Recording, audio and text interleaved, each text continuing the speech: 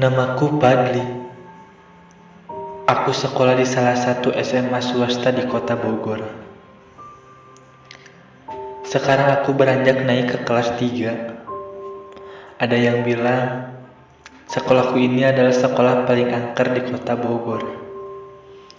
Karena sekolahku ini adalah tempat persimpangan para makhluk halus. Awalnya aku tidak percaya hingga aku yang mengalaminya sendiri. Pada waktu itu, sekitar jam 5:30, aku masih latihan badminton di sekolahku. Karena beberapa hari lagi akan ada turnamen antara SMA sekota Bogor. Jadi, sampai saat ini anak badminton latihan cukup lama daripada biasanya. Ketika itu, aku mau mandi di kamar mandi sekolah.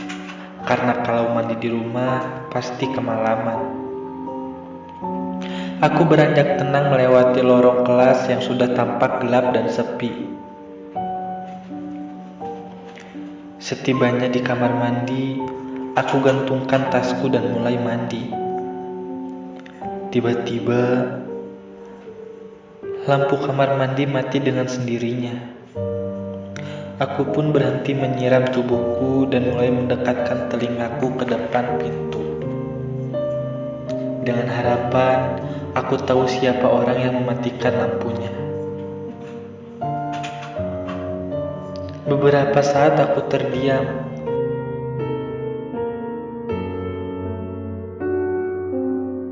Ternyata tidak ada suara sedikit pun dari teman-temanku. Aku membuka sedikit pintu kamar mandi untuk melihat keadaan di luar. Dan ternyata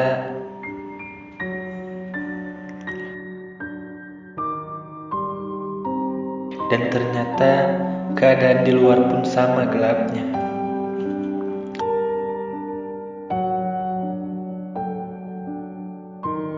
Aku menutup kembali pintu dan untuk menyudahi mandinya. Lalu aku memakai bajuku.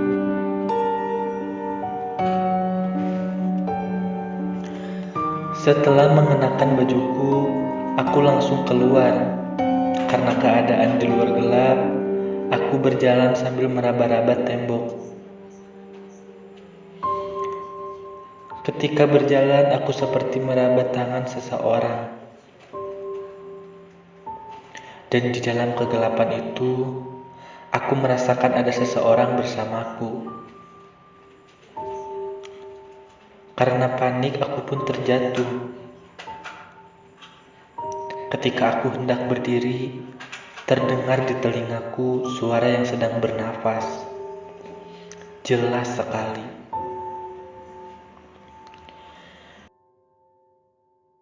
Hembusan napas itu sangat kuat dan tubuhku mulai merinding. Keringat dingin mulai bercucuran di tubuhku. Rasanya aku ingin segera keluar dari sini.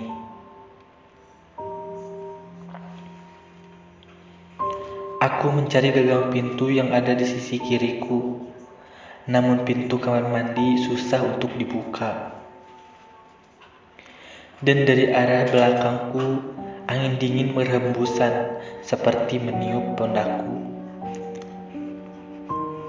Dan dari arah belakangku, angin dingin berhembusan seperti meniup pundakku. Suara hembusan napas ini sangat membuatku ketakutan. Aku memberanikan diri membalikkan badanku ke belakang.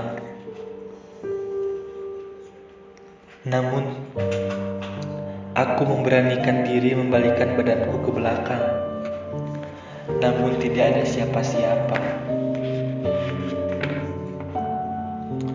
Jantungku kini makin berdenyut kencang.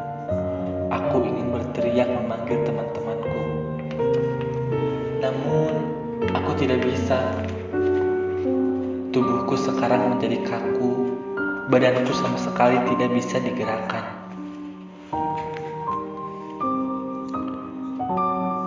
Tiba-tiba ada sesuatu yang bergerak Tiba-tiba ada sesuatu yang bergerak-gerak di atas kepalaku. Sekarang aku merasakan ada yang menyentuh rambutku. Sedikit demi sedikit, dan kali ini teksturnya mulai terasa. Ini adalah rambut panjang yang menutupi wajahku. Dengan sekuat tenaga, aku mulai memberontak.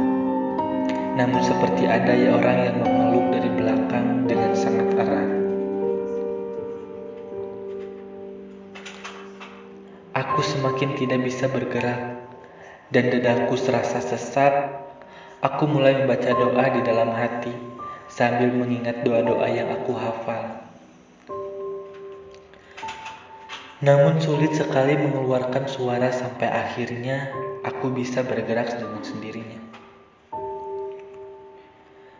Ketika aku lihat ke atas,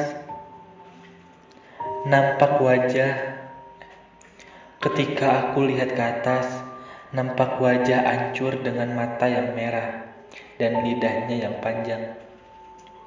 Hanya beberapa detik saja aku melihat sosok itu, dan tidak lama sosok itu menghilang dengan sendirinya. Badanku yang kaku sudah bisa digerakkan, dan aku segera keluar dari kamar mandi.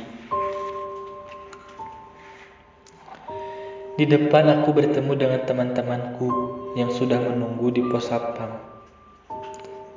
Aku segera menceritakan kejadian tadi kepada teman-temanku, dan teman-temanku kaget.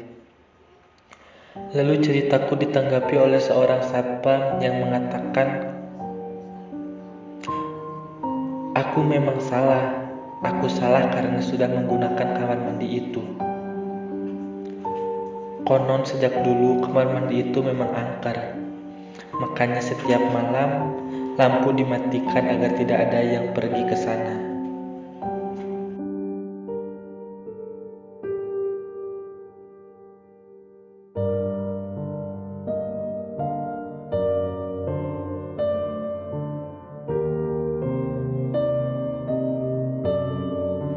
Satpam itu lanjut berkata, dia tidak melihat kalau aku lagi ada di sana, karena saat tadi dia lewat semua pintu kamar mandi terbuka dan kosong. Aneh bukan? Padahal jelas sekali tadi aku ada di dalam salah satu kamar mandi itu. Sejak kejadian itu, aku mulai percaya bahwa di sekitar kita ada makhluk gaib.